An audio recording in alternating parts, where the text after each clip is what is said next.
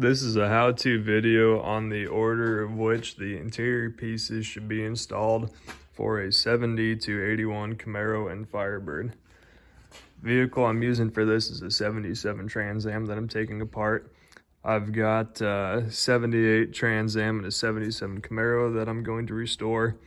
And the order that these pieces are installed can be kind of a bear cat if they're done in an improper order, because everything kind of lays on top of each other. So the first piece that I would install before you do anything would be the carpet, because the carpet kind of lays underneath the kick panels, the sill panels, the back seat panels, and of course the seats in the console. So if you have new carpet, something you can do to help yourself out is let it sit out in the sunshine for a while, let it get good and warm, and then you can put it inside the interior and kind of form it by hand so that it doesn't wrinkle.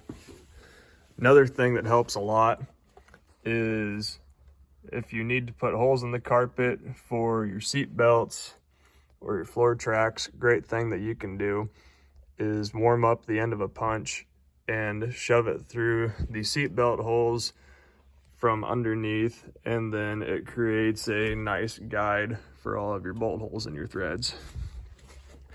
And then of course, cut out your brackets for your center console. Now after you have your carpet in, I would personally install the kick panels next, because the kick panels kind of sit behind the dashboard, and I don't think that they're very easy to get out once the dash is in place. So go ahead and install the kick panels, and if you have an AC car, that little hump right there. After that, I would put in the dashboard. Now once you have that in, that's going to hold the tails of the kick panels in place up in the door jamb. And after you have your dashboard set, slide in your A-pillar trim. Now this A-pillar trim kind of seats against a track on the inside of this A-pillar, and then there's also a screw underneath this weather stripping that holds the bottom of it in. So after you have your A-pillar trim pieces in, come to the back and install these big back seat panels. These kind of slide into place over this lip here, and then there's also screws that'll hold it to the panel that the back seat sits on. And most of the time that's the only screw that holds them in. Sometimes there's another one down here, and this one there is not. So get those slid into place, make sure that they are snug up against the lip of this here door jamb. Then after that, I would try to wrestle your headliner in there. So you can use this dome light to kind of hold it in place, as well as your visors. So if you have your dome light and your visors installed after you get your headliner situated, that should do a pretty good job at holding it up so it's not getting in your way. After that, bolt in your seat belt upper retractors. When you do this, it's really important to either use factory hardware or the same length of hardware, because if you use too long of bolts to hold those retractors in, they're going to poke up through the roof and they're going to put dents in your roof skin. So after you have your seat belt retractors in, go ahead and put the covers on.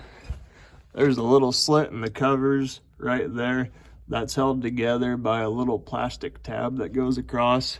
It's not a vital tab, but it probably holds things together nicer.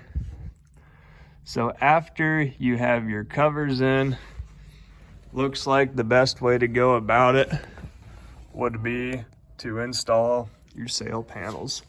So your sail panels will have a screw back towards the window on each side. Invest in a really short Phillips head screwdriver. I know at O'Reilly's they sell these little screwdrivers that are like 1.5 inches long, and I've used those more times than I can count on these cars. You've also got a screw up here underneath your little hook, and your hook is also held in by a Phillips screw. There you can see on that side what that looks like.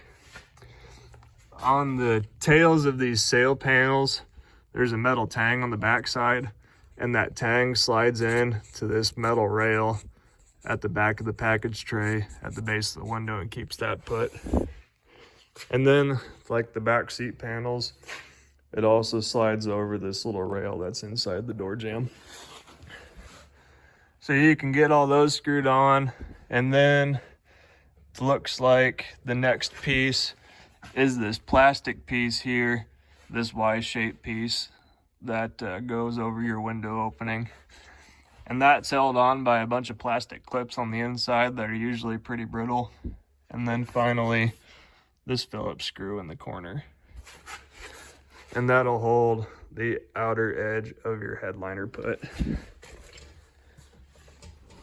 And then after that, go ahead and install your front metal bow on your windshield.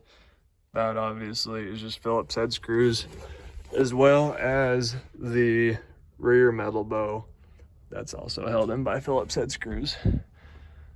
Then looks like that basically completes all of the interior plastic. After that, you can do your sill plates if you wish, and then the bottom of your shoulder belts, as well as the rest of your seat belts, would be a good thing to do with everything else out of the way. After your seat belts, personally, I would do the back seat so that you make sure that all of your back plastic is snug, and that's going to be amply easy to do without a center console or bucket seats. So the back of the back seat goes in first, and that rail on the back of the top of the back seat slides into these two hooks, and it just sits down in there. And then there's also two screws on the bottom of the seat back that go in these holes here.